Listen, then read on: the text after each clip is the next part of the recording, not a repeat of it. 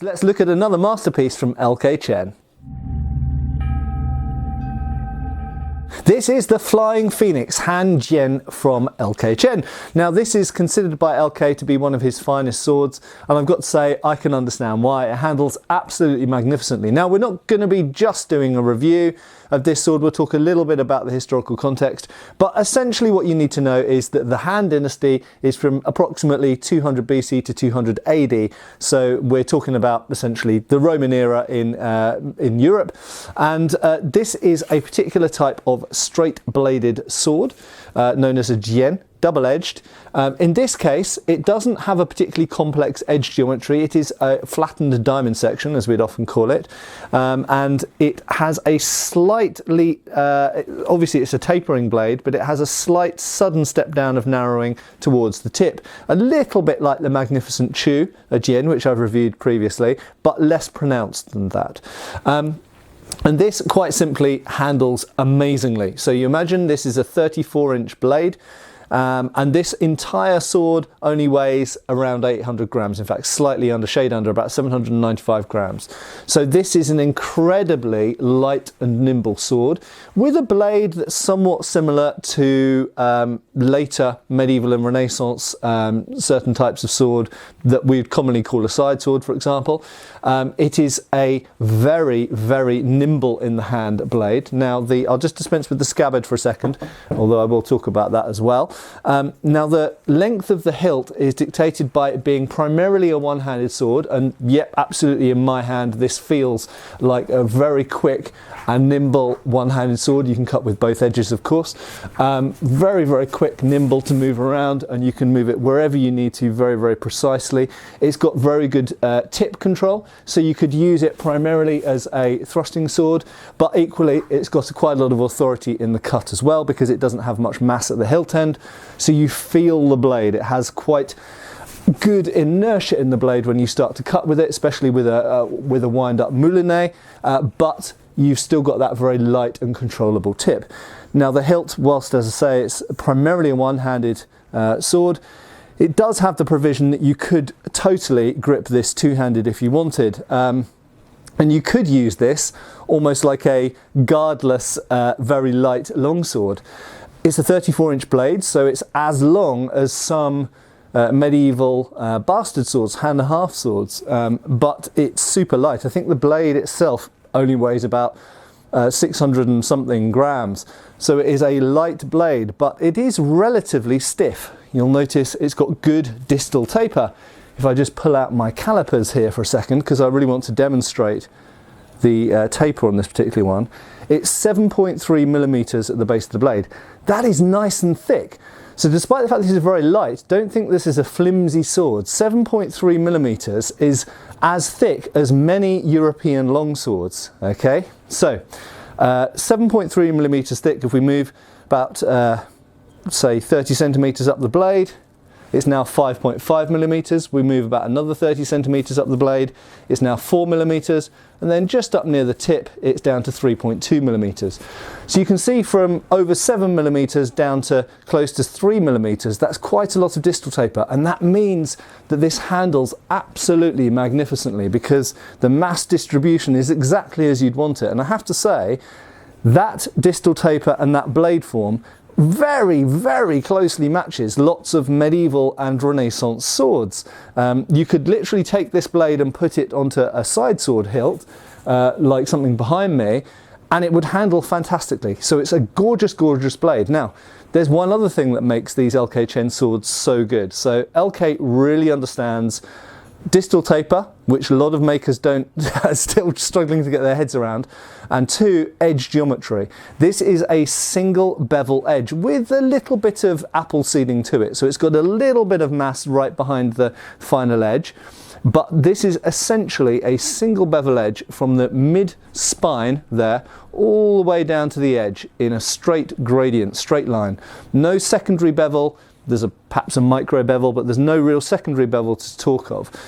So that also reduces mass, and it gives you great edge geometry for cutting. So this is a fantastic blade by any measure, and this is a type of blade you could see on equally as well as on a Han Dynasty Chinese Jian. You could see it on certain types of Roman spatha. You could see it on certain types of medieval and Renaissance swords, as I mentioned. In fact, you could even see it on a 19th century military officer's sabre. This is just a blade that throughout history is a type of blade you see come up again and again and again because it performs so well for so many things. It's a good cut and thrust blade, and 34 inches is nothing to scoff at. That is a good length as well, especially for something this light, this responsive and this nimble.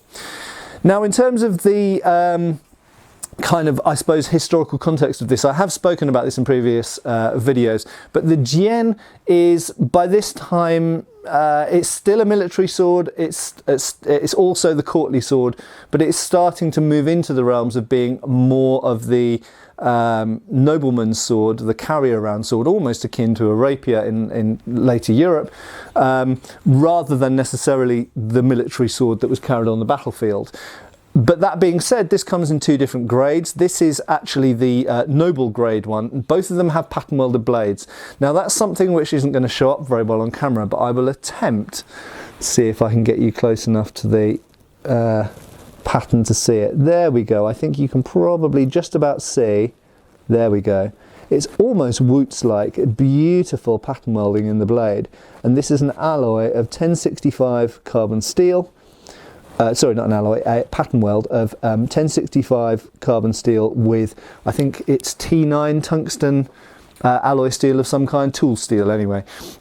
So two contrasting steels to give this beautiful pattern. Now, as I've mentioned in previous videos, this isn't exactly historical, of course, to 2,000 years ago, because they didn't have those steels available to them 2,000 years ago, but it gives an appearance of laminated steel, which they were using.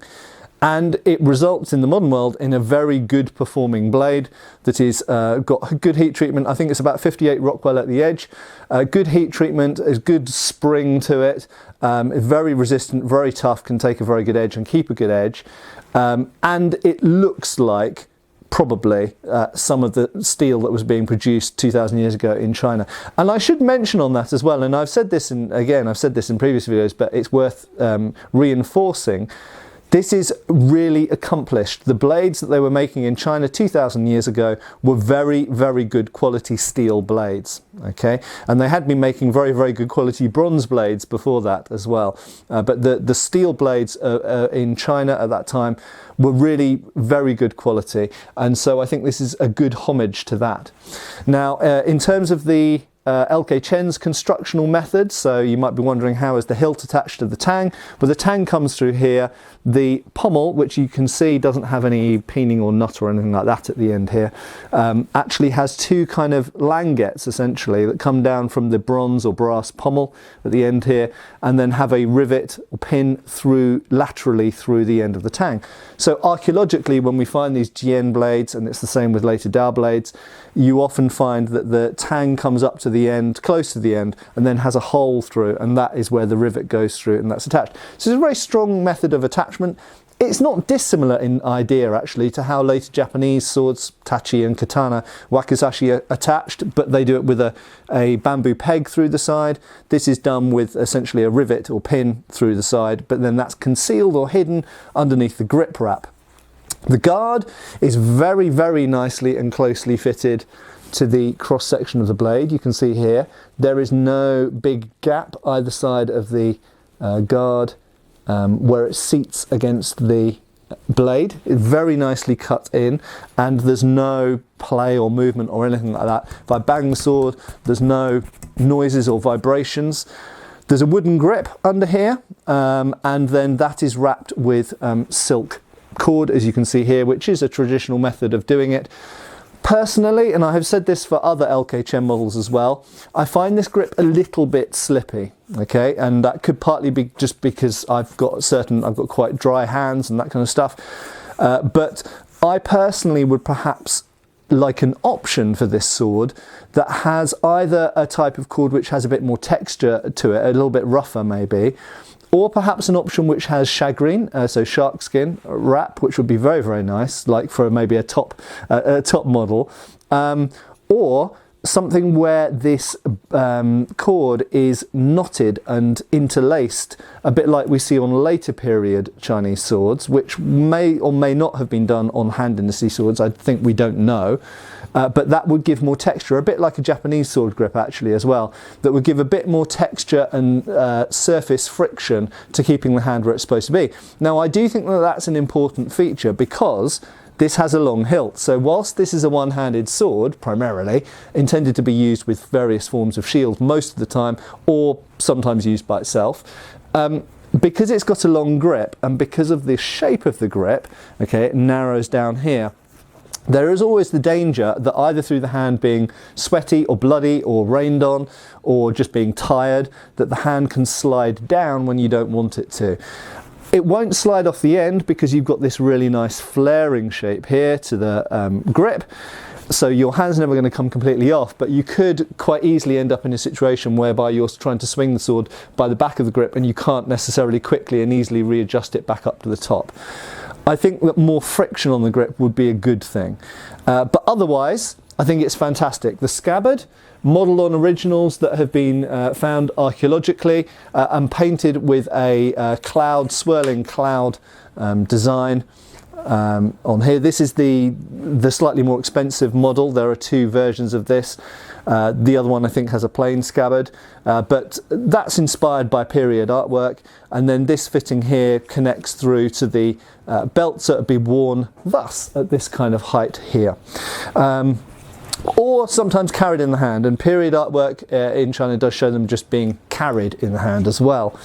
In terms of the fit of the scabbard and the construction of the scabbard, I absolutely love LK Chen's wooden scabbards because they're really slim, and a lot of wooden scabbards from other manufacturers for other types of sword are too bulky, and they don't look like the originals. When you find archaeologically surviving examples like we have of these, or indeed when we look at medieval European swords we have surviving examples, the scabbards are really slim and the wood is really actually thin, and is really worked down to be that way. And I really like how LK really gets the scabbards looking of the right slim, thin and light proportions that they should be.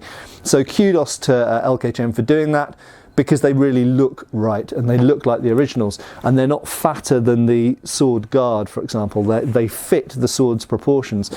In terms of the fit and finish, it's absolutely fantastic. You can, if you really shake it, you can make it fall out, but it's got a fair grip to it. It will stay, as long as you don't shake it, it will stay where it's supposed to be. So they're not stiff in the scabbard. They come out fairly quickly and easily, but they do have some grip to them. So another fantastic sword from LK Chen. I know that LK personally absolutely loves this model, and I understand why. This is probably going to be, and I'm going to do this in a comparative cutting test with some of LK's other models rather than in this video, but this is probably going to be one of the best performing cutters, and I think that LK has found in his experience that this is one of the best cutters in terms of nimbleness versus cutting power that he's produced, and I can fully believe that from the feel of it and also from the edge geometry. It is a beautiful, beautiful sword, and I suspect that if you were only going to buy one Chinese Jian, this would be a very high contender for that. It's a lovely, lovely sword. Anyway, thanks for watching. Check out the related reviews for other LK Chen products. Check out the link below to this product and other things that might be of interest. And I'll see you really soon again on the channel for another video. Cheers, folks. Thanks for watching. We've got extra videos on Patreon. Please give our Facebook a like and subscribe if you haven't already. Cheers, folks.